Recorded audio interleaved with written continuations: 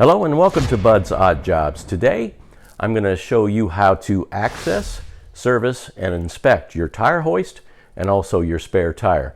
In addition to that, I'm going to show you 3 easy visual checks you can do with any tire to ensure that they're safe to use. That's up next.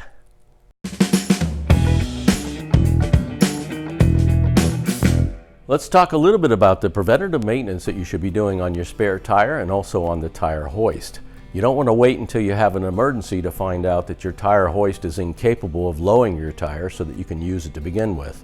When you do lower your tire, you don't want to find out that it's under pressured or that it's so rotted that it's of no use. What I recommend is you check your tire at least once annually. I like to do this in the fall, right before winter. I mean, it's bad enough to find that you don't have a proper tire during the warm months, but to find that out in the sub-zero months, that's 10 times worse. Let me talk about the steps that are necessary to ensure that your spare is ready to use and it's safe to use. So if you've never inspected your spare previously, first of all, you want to make sure you even have a spare to inspect.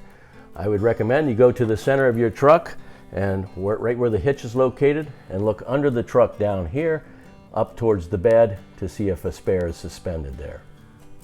Most Chevy and GMC trucks locate the tools for changing a tire behind the passenger seat.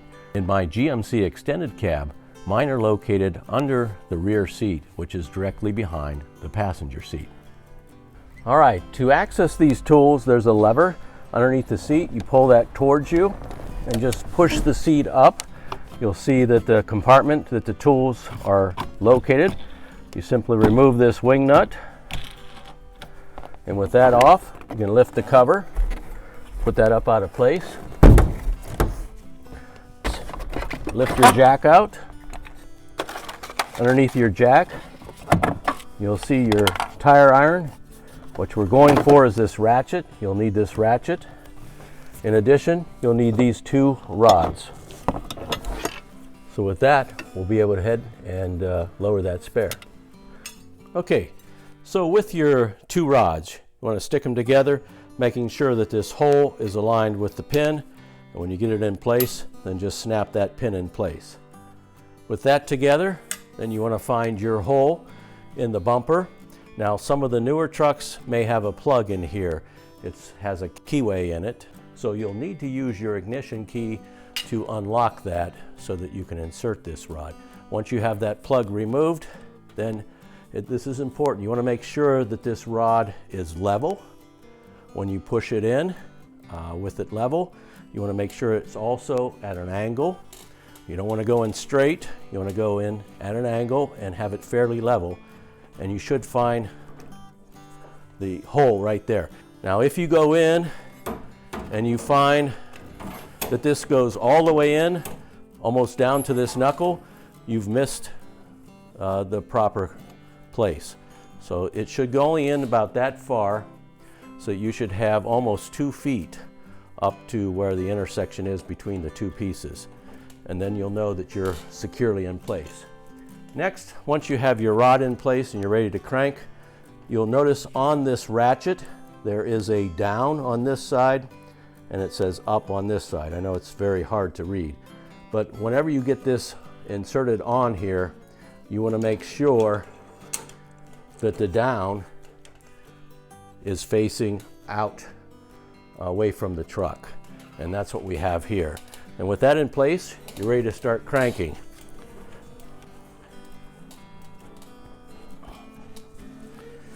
And you can see the tire is lowering. And when you lower this thing, you want to make sure that you leave plenty of slack in the cable in order to get the tire off. I would recommend going all the way until this doesn't crank anymore. Then you'll be sure you'll have plenty of slack. You'll be able to pull that tire completely out from underneath the truck. And it's necessary to have that slack so that you can release the cable properly. And I'll show you that in just a minute here. Okay, we've got it all the way down. Let's go ahead and pull that tire out. Okay, this is why it's important to have plenty of slack in this cable. To be able to get that out, you'll need to lift the tire, reach under, and fish the retainer through. And now the tire is released properly. Okay, so you have your tire off, now what? Most guys at this point would stick an air hose on here and air this thing up, and provided it has the proper pressure on it, they just mount it back up and be done with it. There are 3 critical steps that you need to take in addition to airing your tire up to make sure that this tire is safe to drive on. The first thing you want to do is check the manufacturing date. The tire is made of rubber. Rubber degrades, especially when it's exposed to elements. And tires are not meant to be used 10 years from the date that they were manufactured. So to determine a tire's age, you just need to look at the DOT stamp on the sidewall. My DOT stamp is located down here. At the end of that DOT stamp, there's a 4-digit number. This is a date code. And the first 2 numbers are the week of manufacture, and the last 2 are the year. For example, if you would have 3515, that would tell you that the tire was manufactured the 35th week of 2015. Now my particular date stamp says 2310. That means it was manufactured the 23rd week of 2010. So being that this is 2019, almost 2020, this tire is almost to the point where it needs to be replaced. The next thing you want to do is visually inspect the tire's condition, and what you're looking for is cracking either on the sidewalls or between the tread blocks on the top. If they're light cracks, you're all right to use the spare tire. It should probably, though, be replaced after you use it.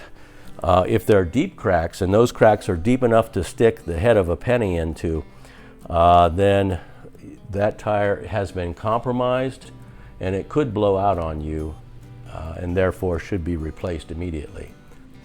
The third thing you want to check for is the tire's tread depth. In most states, the legal tread depth is 2/32 of an inch. Now, 2/32 of an inch is the exact distance from the tip of Abe's head to the edge of the penny. So therefore, if the tread is deep enough to cover a portion of Abe's head, then you're good to go. In my case, when I put the penny in here, it does cover the top portion of Abe's head, so the tread depth on this tire is acceptable. And now we're ready to do a pressure check. Okay, with your visual inspection complete, we can now go ahead and air up the tire. You'll want to make sure you check to determine the maximum pressure that you should place on the tire, and my max is 35 pounds. So with that knowledge, I'm going to go ahead and check the pressure, and as you can see here, it's right around 30 pounds.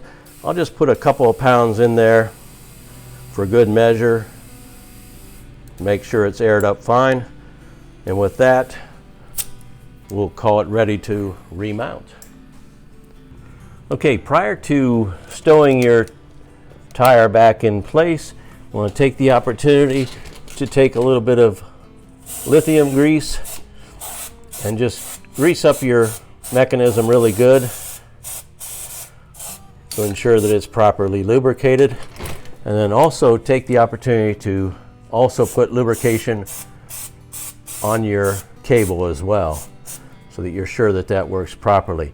You want to make sure that your cable is all the way retracted out so that you get full lubrication up into the housing.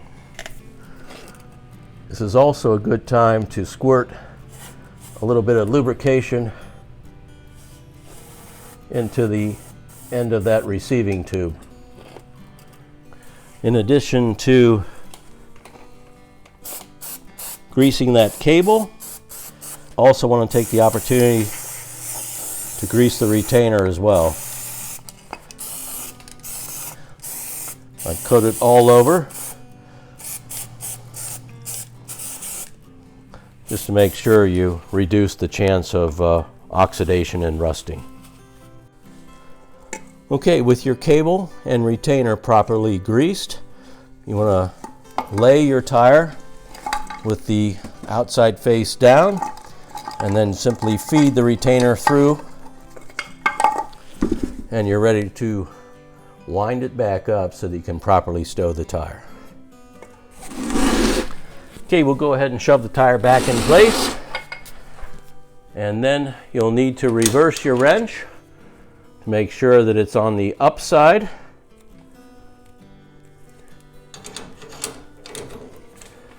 And with your wrench reversed, you're ready to start retrieving the cable back up.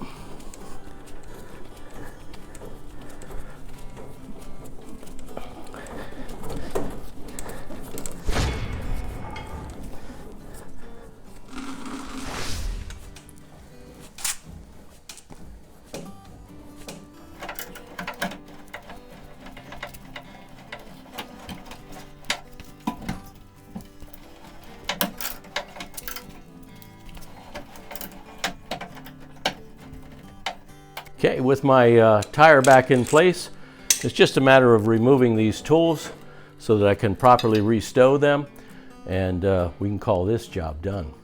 Hey, thanks for watching today. I greatly appreciate it, and we'll see you next time.